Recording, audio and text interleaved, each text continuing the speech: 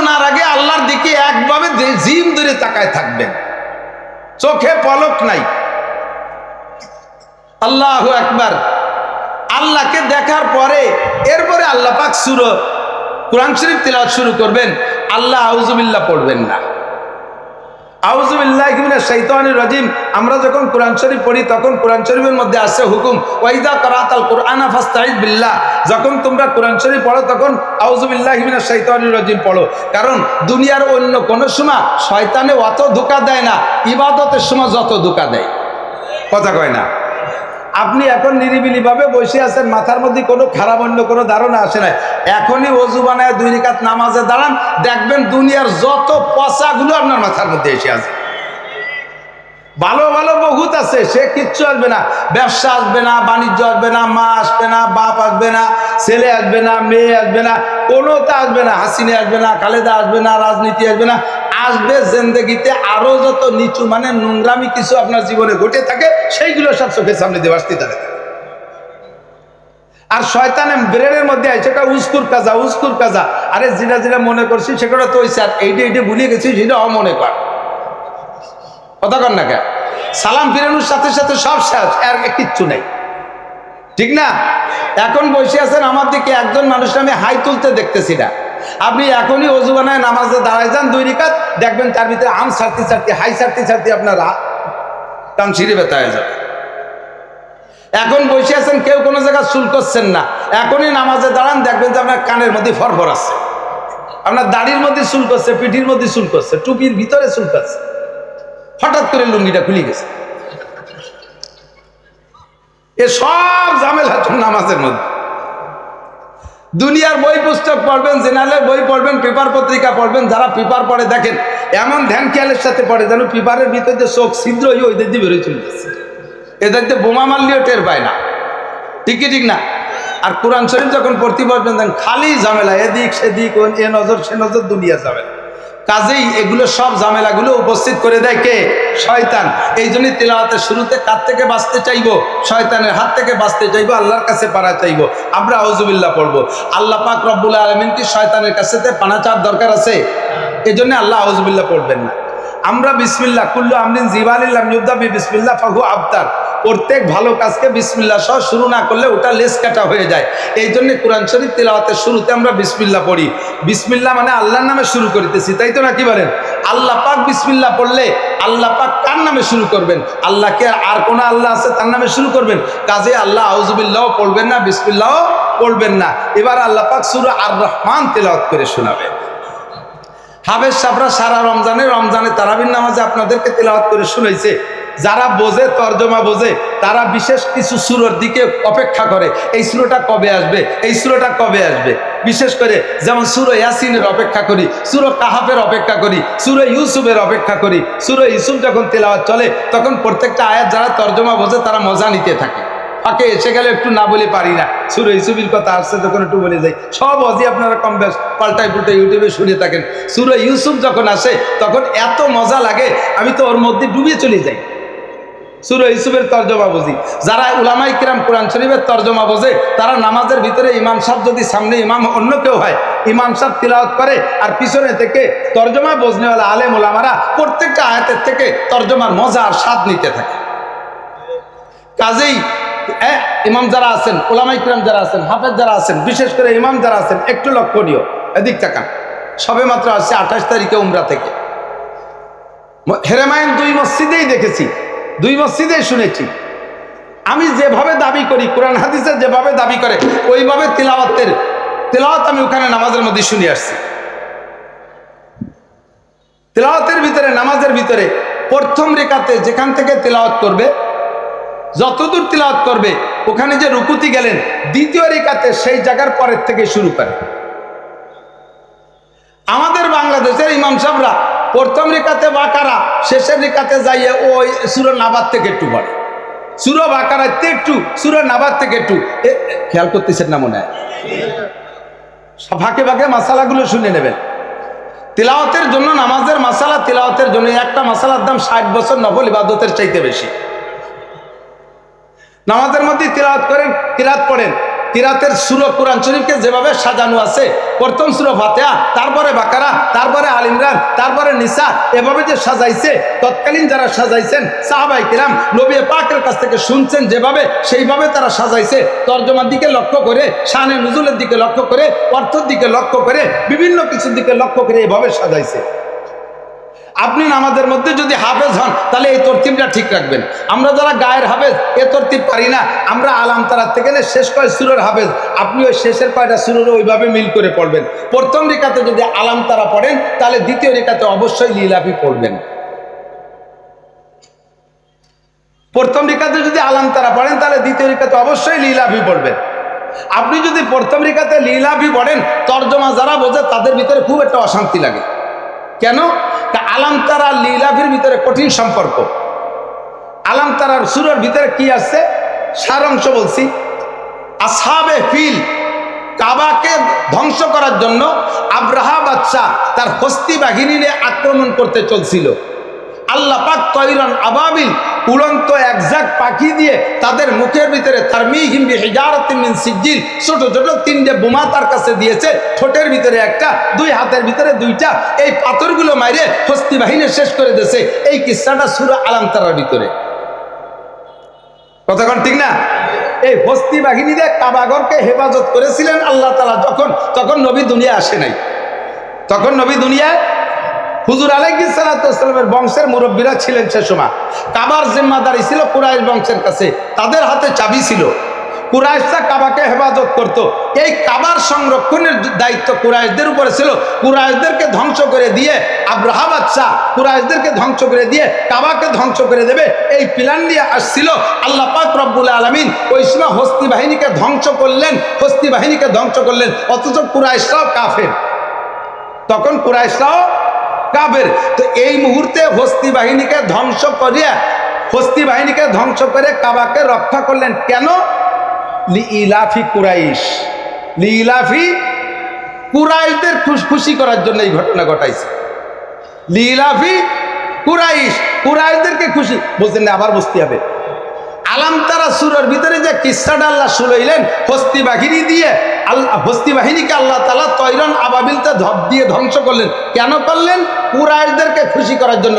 তখন নবী আসে নাই, তখন নবী দুনিয়া আসে নাই, এই ইসলাম তখন ছিল না। তখন ওই ঘটনাটা কেন ঘটাইছে? কুরাইশদেরকে খুশি করার জন্য। কাজেই আলাম তারা প্রথম, তারপরে লিলাফি, দুইটা সূরার ভিতরে কঠিন সম্পর্ক। আপনি আলাম তারা পড়ে যদি লিলাফি না পড়েন, মনের মধ্যে অশান্তি থেকে যায়, নামাজ হয়ে যাবে। এরপরে যে কোনো সূরা পড়লে নামাজ হয়ে যাবে। কথা কি বোঝা গেছে?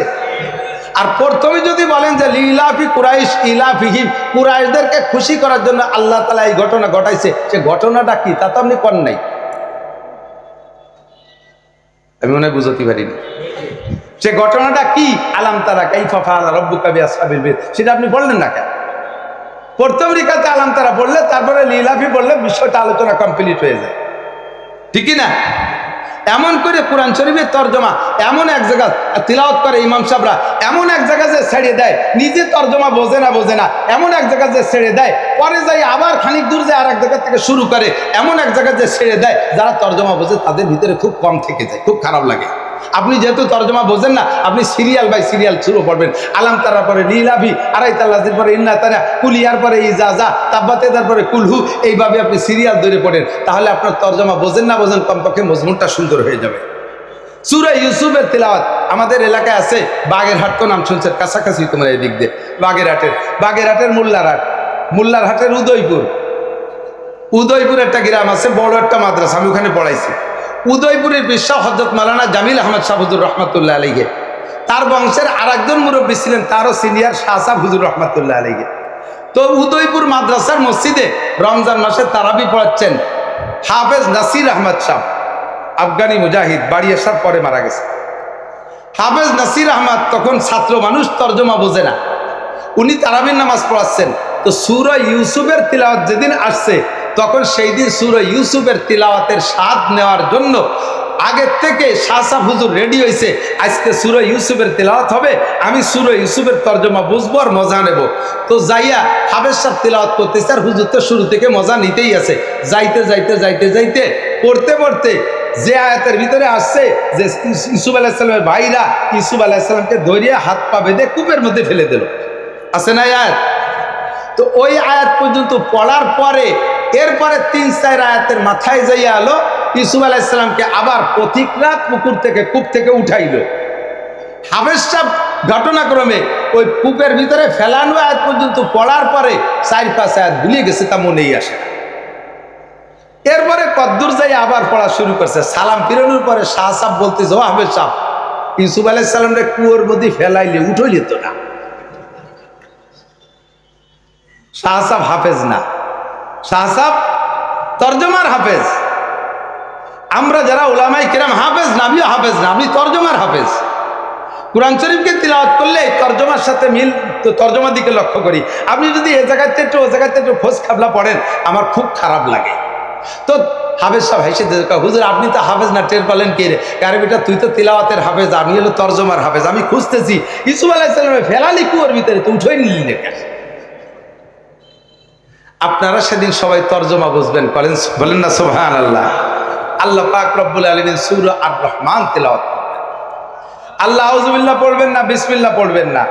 এবার আমরা সূরা আর রহমান পড়তে যে পড়ি কি, আর রহমান আল্লামাল কুরআন খালাকাল ইনসান আল্লামাহুল বায়ান, এভাবেই তো আল্লাহ পাক একটা শব্দ, একটা জমির বাড়াবেন, সেদিন বলবেন আনার রহমান আল্লামাল কুরআন। আমরা বলছি আর রহমান, আল্লাহ আর রহমান।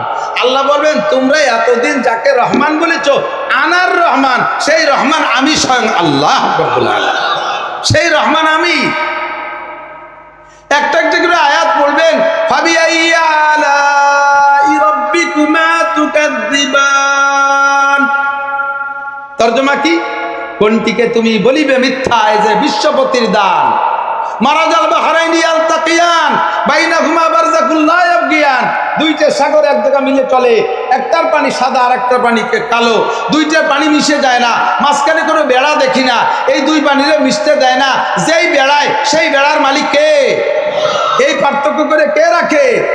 মেঘনার পানি পদ্মার পানি দুইটা এসে এক জায়গা হয়, কালো পানি আর ঘোলা পানি এক জায়গা হয়, মিশে যায় না। পার্থক্য কে করে রাখে? একই নদীর সাথে, সাগরের সাথে সারা দুনিয়ার নদ নদীর সম্পর্ক। এক নদীর পানি লবণ, আর এক নদীর পানি মধুমতির পানি মিঠা, পদ্মার পানি মিঠা, মেঘনার পানি মিঠা।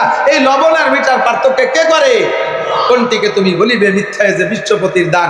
এমন করে করে এক একটা আয়াত পড়বেন। আল্লাহ পাক পড়তে পড়তে যখন সূরা আর রহমানের শেষ আয়াত দিয়ে আল্লাহ নিজেই টান মারবেন, ওই টানের স্বাদ গ্রহণ করবেন 1,00,000 বছর।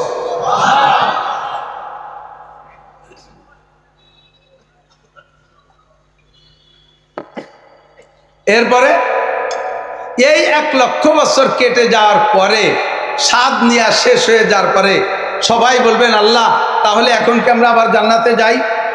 আল্লাহ পাক বলবেন তোমাদের দুনিয়ার বিভিন্ন সময় মাহফিলে মাদ্রাসা কর্তৃপক্ষ, মাহফিল কর্তৃপক্ষ মাহফিলের শেষে একটু তবারক টবারক দিত, খাওয়াইতো টাইতো। তো আমার এখানে মাহফিলে আসলে খালি মুখে চলে যাবা কে? আমি একটু মেহমানদারি করব না? জি আল্লাহ, আল্লাহ মেহমানদারি হবে। আল্লাহ পাক রব্বুল আলামিন বলবেন জি আমি মেহমানদারি করব তোমাদেরকে। এই মেহমানদারিতে অংশগ্রহণ করবে, এই মেহমানদারিতে ওখানে যারা থাকবেন সকলে পাবেন আল্লাহর পক্ষ থেকে মেহমানদারি চলে আসবে। এক একজনের সামনে এক একজন জান্নাতি যারা বসে থাকবেন ওখানে, আপনাদের এক একজনের সামনে 72 জন করে হুর আসবে। 72 জন করে হুর, প্রত্যেকের 2 হাতে 2টা করে ট্রে থাকবে। এক এক ট্রের ভিতরে 70 আইটেমের খানা থাকবে।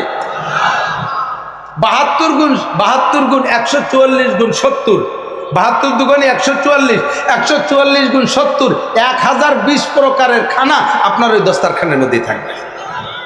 সামনে বিছিয়ে দিয়ে আল্লাহ পাক রব্বুল আলামিন বলবেন কুলু ওয়াশরাবু, খাও পান করো, খাও খাও, এখন পরাণ করে খাও, আমার মেহমানদারি খাও। এটা কি মেহমানদারি? আল্লাহ পাক বলবেন দুনিয়ায় তোমরা রোজা ছিলে, আমার নবী বলেছিলেন যে আমি আল্লাহ পাক রব্বুল আলামিনের কথা, আস-সাওমুলি ওয়া আনা আজজি বিহি, আমার বান্দা তুমি দুনিয়ার বহুত ইবাদত আমার করেছো, প্রত্যেক ইবাদতের প্রতিদান অন্যের হাত দিয়ে দেব, নামাজের প্রতিদান ফেরেশতার হাত দিয়ে দেব, হজের প্রতিদান হুরের হাত দিয়ে দেব, জাকাতের প্রতিদান গেলমানের হাত দিয়ে দেব, অন্যান্য ইবাদতের প্রতিদান অন্যের মাধ্যমে দেব। ওয়াসসাউমুলি ওয়া আনা আজজি বিহি, রোজা রেখেছো একমাত্র আমার জন্য। রোজার মধ্যে রিয়া নাই, রোজার মধ্যে সোমা নাই, রোজার মধ্যে গল্প নাই, রোজা রেখেছি একমাত্র আল্লাহর জন্য। রোজা দেখানোর মতো কিছু না, কথা বলেন ঠিক ঠিক না? আরে নামাজ দেখানো যায়, পাগড়ি দেখানো যায়, জিকির দেখানো যায়, তবলিগ দেখানো যায়, দান খয়রাত দেখানো যায়, হজ দেখানো যায়, যায় কি যায় না? বহুত মাহফিল সিজনে শেষ করছি, এক সিজনে 300-350 মাহফিল করি, তার ভিতরে 10টা-20টা মাহফিল এমন পেছে যেই মাহফিলের স্টেজে একটা চেয়ার আছে, সেই চেয়ারটায় কেউ বসে নেই। মাঝে মাঝে বলি এই চেয়ারটা খালি কেন, জায়গা জুড়ে বসে আছে, চেয়ারটা সরান। কয় হুজুর চেয়ার নামানো যাবে না। তা কেউ বসেন, কয় না বসাও যাবে না। চেয়ার স্টেজেতে নামানোও যাবে না, বসাও। তো এই কেমন চেয়ার যাতে বসা যাবে না বা নামানো যাবে না? কয় চেয়ার হলো সভাপতির চেয়ার।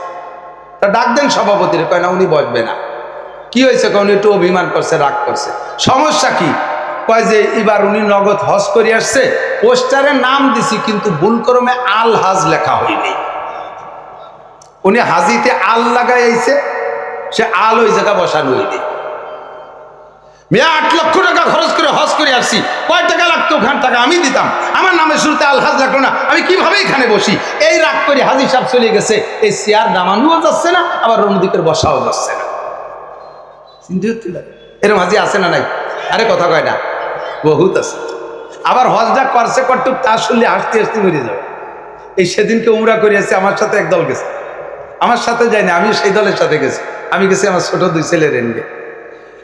তো হজকে উমরা করে আসছি, বাসায় আসার পরে কেউ যাওয়ার সময় একসাথে গেছি, আসার সময় আগে পিছিয়ে হয়ে গেছে। তো কয় বুড়ো 2 বুড়ো এসে বলতেছে যে তওয়াব করার পরে পরে চাপা মারি চলে আইছে, তওয়াবের পরে চাপা মারি চলে আইছে। আমি কি কয়? আজকে এখানে আবার চাপা মারে কোন জায়গা বুঝে উঠতে পারতেছি না। পরে বুঝছি যে সফা মারোয়া দৌড়াইছে, তার নাম উনি চাপা মারি চলে আইছে। আলহাজ 19 সালে হজে গেছি, এক হাজি সাহেব, আমি আরাফাতের থেকে আসার পরে জমরা টমরা করে আসছি, আইসা হাজি সাহেবকে জিজ্ঞেস করছি, হাজি সাহেব কি ব্যাপার? বাসায় দেখতেছি যে আপনি আরাফাতে যান নাই। কয় যে আমি সবগুলো 3 দিন আগে সেরিয়েছি, আরাফাত, জমরা, শয়তান মারা সব উনি 3 দিন আগে। আগে সারলেন কেন? ওই দিন ভিড় হবে না, এই জন্য আগে আগে সেরিয়েছে। ওক্ত আসার আগেই নামাজ পড়িয়ে দিয়ে দিয়েছে। হাজার হাজার আলহাজ কিচ্ছু জানে না, হজের কিচ্ছু করতে পারে নাই, শুয়ে শুয়ে কাটাইছে, খালি হোটেলে খাইয়ে এটি চলে আসছে। বোম্বাই হাজি, বোম্বাই হাজি চেনেন? চেনেন না? আমি ছোটবেলা শুনতাম বোম্বাই হাজি, মনে করতাম যে মোটা সুটায় ভিডিও বুড়ো হলি তার বোম্বাই হাজি কয়। পরের তর্জমা শুনছি বোম্বাই হাজি হলো এখন তো বিমানে যায়, মাঝে কিছুদিন যাইতো জাহাজে, তার আগে যাতে পায়ে হেঁটে 6 মাস লাগে যাইতে। হজের জন্য বিদায় দিত, ফিরে আসবে কিনা বলে কোনো গ্যারান্টি ছিল না। এরকম ছিল হজ বড় কঠিন। এখন তো সকালে যাই, বিকেলে হজ করে চলে আসা যায়, বড় সহজ হয়ে গেছে। 6 ঘন্টা যাইতে লাগে, 6 ঘন্টা আসতে লাগে, হয়ে যায় হজ। তো বাকি পায়ে হেঁটে যাইতেন। তো বাংলাদেশেরা বাংলাদেশ থেকে যাইতে যাইতে টাকা পয়সা যা নিয়ে গেছে, হাঁটতে হাঁটতে ইন্ডিয়ার বোম্বাই পর্যন্ত যাইয়ে ক্লান্ত হয়ে গেছে, পয়সা করি শেষ, ওই জায়গাতে ফিরে চলে আসতো। এবার উনি হাজি, এর নাম হলো বোম্বাই হাজি। তো হাজিও বোম্বাই হাজি দেখানো যায়, আলহাজ দেখানো যায়, পোস্টারে লিখে দেওয়া যায়। নামাজ পড়তেছেন, নামাজটা খুব ডাটের সাথে পড়তেছেন, মনে মনে খুব খুশি হচ্ছেন যে মানুষে দেখে বলবে আরে সুবহানাল্লাহ, কি নামাজ, আশ্চর্য, কি রুকু, সুবহানাল্লাহ। তাহলে এও দেখানো যায়, ঠিক না? মাসিক ইস্তেমা, মাসিক হালকায় জিকিরে বসেন চরমনের হুজুরের ভক্তবৃন্দ যারা, চার দোকানে এসে গল্প দেয়, মিয়া যাও হালকায় যাও। আমরা যাই না, তুমি যাও। আমি যাই না, ওই জোরে জোরে শব্দটা কার শোনো? এদেশে আমার চাইতে আওয়াজ আলা কিডা আছে? তোমার জ্যাকেট দাও, শুনে নি জিকির। যেদিন চরমনায় গেছি সেই দিন থেকে আর পাগড়ি খুলি না, এ পাগড়িটাও দেখাইনি। পাগড়ি আমি তবলিগে গেছো, মাসিক বাৎসরিক চিল্লা দাও। আমি যেদিন থেকে তবলিগে গেছি কোনোদিন ইস্তেমা মিস নাই, আর সেদিন থেকে আমার বাৎসরিক চিল্লা মিস নাই। এগুলো সব দেখাইনি ইবাদত। তুমি চিল্লায় যাও, তোমার চিল্লার লাভ তুমি করবা, চার দোকানে গল্প মারো কে? তুমি চরমনায় গেছো, লাভবান তুমি হয়েছো, চার দোকানে গল্প মারো। তুমি পাগড়ি পরো, পাগড়িটা ঝুঁকে ঝাঁকি মেরে দেখাও কে, তসবিটা হাতে করে ঝুলোয় আর ফর্তি তালে থাকে। সুবহানাল্লাহ, সুবহানাল্লাহ, সুবহানাল্লাহ। তসবি ঝুলো কে, তসবি পকেটে রেখে বলো। সব ইবাদত দেখানো যায়, কিন্তু রোজাটা দেখানোর কিছু নাই। রোজা দেখানোর কিছুই নাই। এই জন্য আল্লাহ বলেন ওয়াসসাউমুলি, রোজা রেখেছ আমার জন্য, ওয়া আনা আজজি বিহি, এর প্রতিদান আমি নিজ হাতে দেব। ও বান্দা, দুনিয়ায় তোমরা যা পাইছো না পাইছো, জান্নাতের মধ্যে বসে আজকে রোজার প্রতিদান আমি নিজ হাতে দেব। এই জন্য ইফতার আমি খাবো বলে বসাইছি। এবার সব মানুষের সামনে যখন জান্নাতি ইফতারি চলে আসছে, আরে ভাই জান্নাতি এক প্রকার খানাই যথেষ্ট ছিল, কিন্তু 1020 প্রকারের খানা এক একজনের সামনে কেন দেবে? রকমারি খানার মধ্যে মজাই আলাদা, রকমারি খানার মধ্যে মজা আলাদা। ইফতারি আমরা দুনিয়ায় যখন রোজা ছিলাম, ইফতারির সময় 4টে খিচুড়ি খাই দিতে হয়ে যায়, 4টে ডাউল ভাত খাইলে তো ইফতারি হয়ে যায়। কিন্তু পেঁয়াজি, বেগুনি, ছোলা, রাবড়ি, বুট, তারপরে মুড়ি, এরপরে মিষ্টি, ফল ফ্রুট কত প্রকার, শরবত কত প্রকার, রকমারি নিয়ে বসি, রকমারির মজা আলাদা। আল্লাহকে জান্নাতের এক প্রকার খানা দিলে তৃপ্ত হয়ে যাইতে, কিন্তু রকমারি খানার মধ্যে মজা আলাদা। এই জন্য 1020 প্রকারের খানা এক একজনের জন্য বরাদ্দ। সামনে দিয়ে আল্লাহ পাক বলবেন কুলু ওয়াশরাবু, খাও পান করো। সবার সামনে জান্নাতি খানা, কিন্তু কেউ খায়ও না, পানও করে না, মুখ বন্ধ করিয়া এরকম হাত নামায় দিয়ে বসে রয়েছে। আল্লাহ কালিমা লা তাকুলুন ওয়ালা তাশরাবুন, ও বান্দা খাও না কেন, পান করো না কেন? এমন শরবত কোনোদিন দেখছো? এমন পানি কোনোদিন দেখেছো? খাও, পান করো, খাও, তাড়াতাড়ি খাও। সকলে চুপ করে বসে রয়েছে। লা নাকুলা ওয়ালা নাশরাবা, না আল্লাহ খাবো না, আমরা পানও করবো না। আল্লাহ পাক বলবেন ফাহাল ওয়াজাদতুম মা ওয়াদা রাব্বুকুম হাক্কা, খাবারে কি কম আছে বলে খাচ্ছ না নাকি? যে আইটেম কম আছে এই জন্য হাত দিচ্ছ না? আমি কি তোমাদেরকে যা দেবো আদা করেছি তা কি দেই নাই? সকলে বলবেন আলহামদুলিল্লাহি কদ ওয়াজাদনা মা ওয়াদানা রাব্বুনা হাক্কা। কোনোটাই কম নাই আল্লাহ, তুমি যা দিবা বলেছো সবই। মাওলানা নাসির সাহেব আমাকে বরগুনা যা বলে আসছে, তাই তো সবই দেখতেছি, একটু কম নাই। আরে তা খাইস নে কে? আল্লাহ খাই নে, একটা জিনিস কম আছে। আল্লাহ কয় এই 1020 আইটেমের মধ্যে কি কম আছে?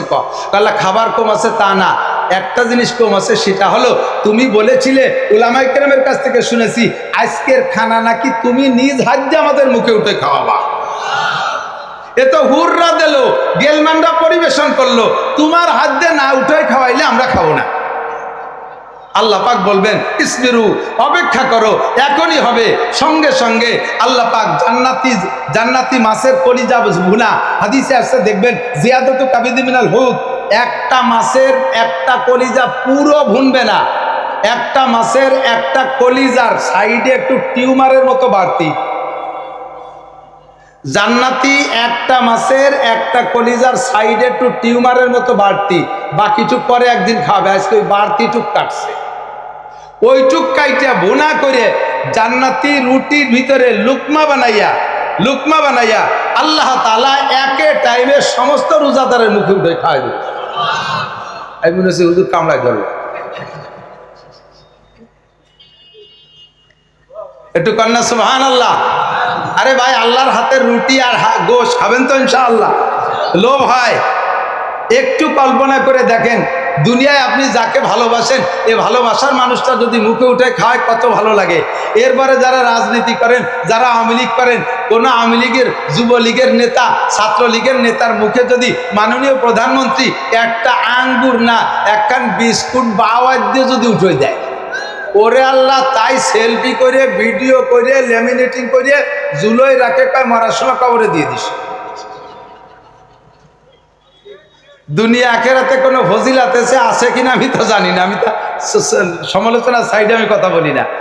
তো দুনিয়ার নেতা নেত্রীর হাতের খানা যদি তোমার এত ভালো লাগে, স্বয়ং আল্লাহ পাক রব্বুল আলামিন মুখে উঠে খানা খাওয়াবে। কন্যা সুবহানাল্লাহ। আপনি কি আল্লাহর হাতের এই দিনের খানা খাইতে চান? আল্লাহর সাথে সাক্ষাৎ চান? আল্লাহকে দেখতে চান? আল্লাহ পাক বলেন তুমি যদি এইটা চাও, ফামান কানা ইয়ারজু লিকা রাব্বিহি ফামান কানা ইয়ারজু লিকা রাব্বিহি ফালইয়ামাল আমালান সালিহা ওয়া লা ইউশরিক বিইবাদাতি রাব্বিহি আহাদা। আজকের দিনের মেহমানদারি, আমার দিক পাশের জায়গায় চলে আসছি। আজকের দিনের মেহমানদারি যদি পাইতে চান, আল্লাহর হাতের খানা যদি খাইতে চান, সরাসরি আল্লাহ পাককে যদি ফেস টু ফেস দেখতে চান, আরে ভাই, আমি মাওলানা নাসির, আমার ওয়াজ বহুত জনে শুনেছেন, বহুত মহব্বতের মানুষ আসছে, জীবন ভরে ইউটিউবে শুনছে, আজকে একটু সাক্ষাৎ বুকের সাথে জড়িয়ে ধরছে, হুজুর জীবন ভরে আওয়াজ শুনি, মনে মনে লোভ ছিল কবে আপনার সাথে সাক্ষাৎ হবে।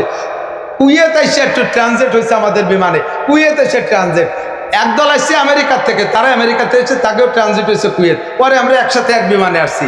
ওই লোক আমেরিকা থেকে এসে ওখানে দেখে আমার জড়ায় ধরছে, হুজুর আমেরিকায় বসে আপনার বয়ান শুনি, আর আজকে এই জায়গা দেখবো, জীবন ভরে কল্পনা করছি আপনারা কি দেখার নসিব হবে, আজকে কিভাবে আপনারা দেখলাম, সত্যি দেখতেছি না স্বপ্নে দেখতেছি, একটু ভালোই রেখন দি।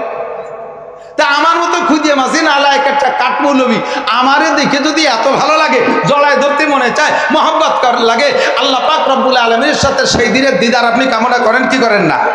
আপনার মনে চাহিদা আছে কিনা? আল্লাহ পাক এবার নিজে অফার দিচ্ছেন, বলতেছেন বান্দা আমান কানা ইয়ারজু লিকা রাব্বিহি, ওই দিন যদি আমার সাথে দেখা করতে চাও, তোমরা যারা আমার দিদার পাইতে চাও, আমার সাথে দেখা করতে চাও, ছোট্ট একটা কথা মনে রাখো, ফালিয়ামাল আমালান সালিহা, ফালিয়ামাল আমালান সালিহা, যত নেক কাম আছে নেক কাজগুলো, নেকের কাজগুলো খুঁটে খুঁটে করো, নেকের কাজগুলো খুঁটে খুঁটে করো। আর এই নেকের কাজগুলো খুঁটে করবা, ওর ভিতরে একটা জায়গায় খেয়াল রাখবা, আমার দিক একটা কথা খেয়াল রাখবা, নেকের কাজের ভিতরে দুইটা উদ্দেশ্য থাকে, একটা হলো ইখলাস, আল্লাহর সাথে আল্লাহকে সন্তুষ্ট করার জন্য ইবাদত করবা, ওমা উমিরু ইল্লা লিয়াবুদুল্লাহ মুখলিসিনা লাহুদ্দিন, এই নেক কাজগুলো করবা, ইবাদতগুলো করবা একমাত্র ফ্রেশ মনে আল্লাহকে সন্তুষ্ট করার জন্য করবা, ইখলাসের সাথে করবা।